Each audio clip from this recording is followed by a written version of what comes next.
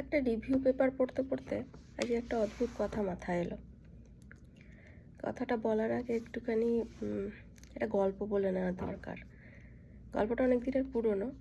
এখন যেটা টার্কি, তো সেই অঞ্চলের একজন রাজা ছিলেন। তো রাজা খুবই দোর্দণ্ড প্রতাপ রাজা, এবং আশেপাশের সমস্ত সেই সময়কার রোমান সাম্রাজ্য বা আশেপাশে যারা সাম্রাজ্য ছিল তাদের সঙ্গে খুবই ভালো সম্পর্ক ছিল, এবং খুবই সবাই মেনে চলতো রাজাকে। তো সেই রাজা একদিন একটি বড় ভোজ আয়োজন করলেন কোনো একটা কারণে। আশেপাশের দেশের সমস্ত রাজা বা সবাই এলো, ইম্পর্ট্যান্ট লোকজনরা।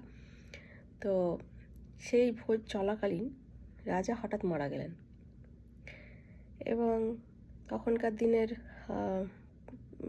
সময়ের প্রথা অনুযায়ী সবাই ভাবলো যে হয়তো ওনার উত্তরাধিকার যারা তারা হয়তো বিষ প্রয়োগ করে ওনাকে মেরেছে, এবং সেই দোষটা গিয়ে পড়লো রানীর ওপর।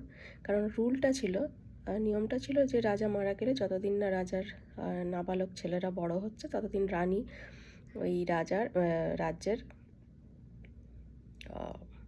পরিচালনা করবেন। তো যাই হোক, রানীর বিরুদ্ধে কেউ কিছু বলল না সেই সময়, কিন্তু এবং রানী রুলিং করতে থাকলেন। তারপর কিন্তু সেই রানীর যে দুই ছেলে ছিল, তো বড় ছেলে হঠাৎ করে তার কিছুদিন পর থেকে নজর করতে শুরু করলো যে প্রতিটা খাবার পরে, প্রতিটা মিলের পরে তার পেটে ব্যথা হচ্ছে। তখন সেই ছেলে বুঝতে পারলো যে রানী হয়তো তাকেও স্লো পয়জনিং করছে, কারণ যাতে সে বড় হয়ে সাম্রাজ্য নিতে না পারে।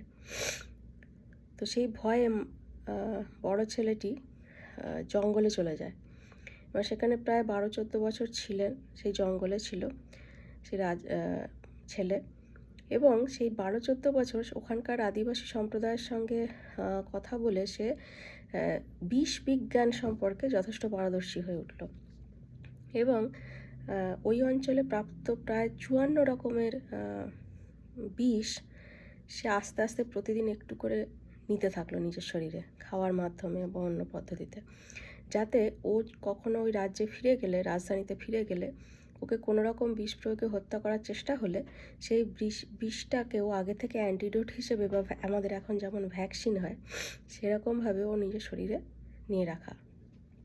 তো এইভাবে আস্তে আস্তে 12-14 বছর পরে সমস্ত রকম বিষ সঙ্গে করে নিয়ে তো সেই বড় ছেলে ফিরে এলো, এবং এসে রানীকে এবং ছোট ভাইকে হত্যা করে সেই রাজ্যের রাজা হয়ে বসলো, এবং সে বহুদিন পর্যন্ত রুলিং করলো। এবং সে প্রতিদিন ওই খাবারের সঙ্গে ওই 54 রকমের বিষ মেশানো একটা ছোট্ট পুড়িয়া সে খেত।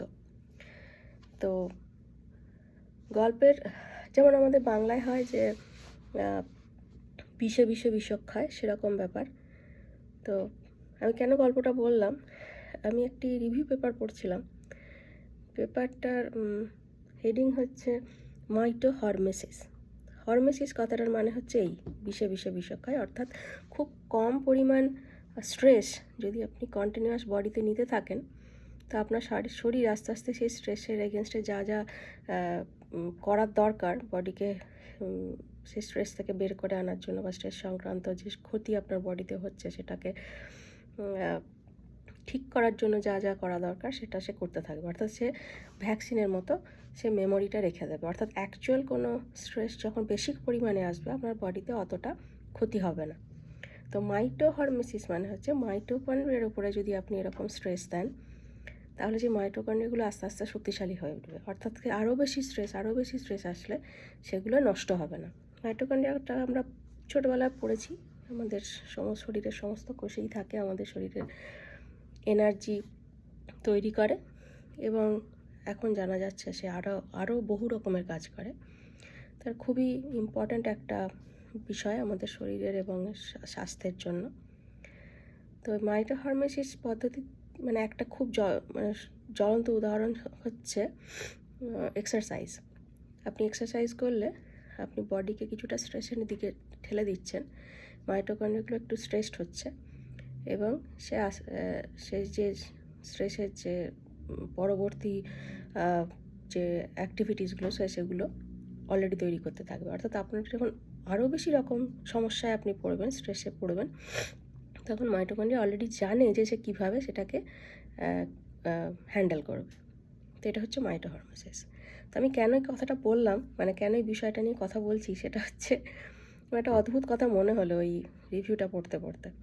তো রিভিউটা পড়তে পড়তে আমি একটা জায়গায় দেখলাম যে বেশ কিছু রিসার্চ হয়েছে যেখানে অমেরুদণ্ডী প্রাণীতে মেনলি করা হয়েছে, যে ওদের মাইটোকন্ড্রিয়াগুলোকে স্ট্রেস করলে, অর্থাৎ ওদের শরীরে মাইটোহরমেসিসকে অ্যাক্টিভেট করলে ওদের লনজিভিটি বেড়ে যাচ্ছে, মানে ওদের বেশি সময় তারা বেঁচে থাকতে পারছে। আমার একটা অদ্ভুত মজার কথা মনে হলো এটাতে। সেটা হচ্ছে আমাদের আশেপাশে আমরা অনেক সময় দেখি বেশ কিছু মানুষ থাকেন, আমরা বলি ওহ এ এত দোষ করছে, এত লোকের ক্ষতি করছে, অথচ এর কিছু হয় না, এ দিব্যি সুস্থ সবল থাকে, এতদিন ধরে বাঁচছে। তার কারণটা হচ্ছে আবার দেখা যায় যারা খুব ভালো মানুষ, যারা কারোর সাথে পাশে থাকে না, খুব ঠান্ডা শান্ত নিরীহ মানুষ, চট করে মারা যাচ্ছে।